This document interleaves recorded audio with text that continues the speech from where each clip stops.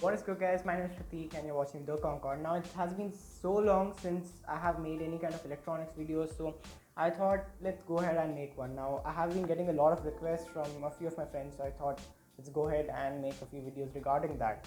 Now in today's video we are going to be primarily focusing on the Arduino, and today's project is going to be on how you can technically control your lights and stuff like that just using a snap or a clap.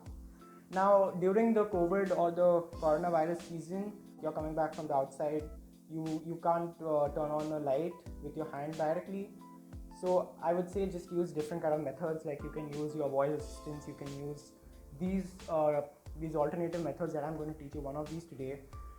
So for this project, now these are the main thing that we are going to be using. So one of these are obviously your sound sensors. So this is the sensor that is going to be primarily sensing your clap or snap or whatever.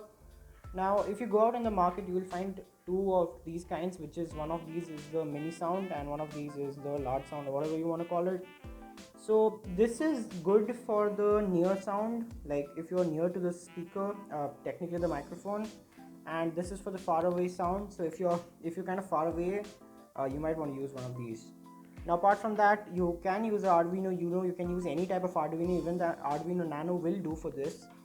You have a 4 channel relay, you can use the 8 channel, you can use the 16 channel, you can also use a single channel if you're controlling just one. After that, and honestly, if you are just doing this for experiment, you can directly connect the signal pin to the positive pin of the LED or the LCD, whatever. So that's going to work out pretty good.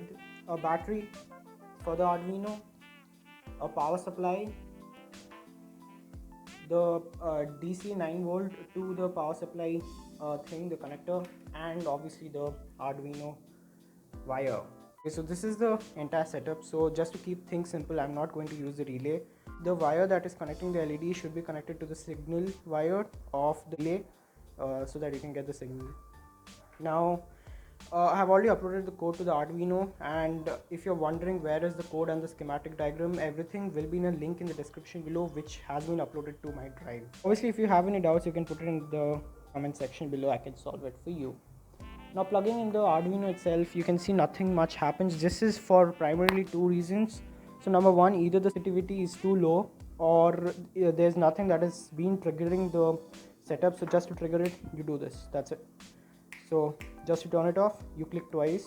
Turn it on, you just click once. So that's basically how it works. Okay, sometimes it will false trigger, so you just want to decrease or increase the potentiometer's dial, so the sensitivity will decrease or increase accordingly. So again, it's pretty simple. You just click once and click once to turn it on. Genuinely, if you're trying this out for the first time, I would say just use a relay and a LED.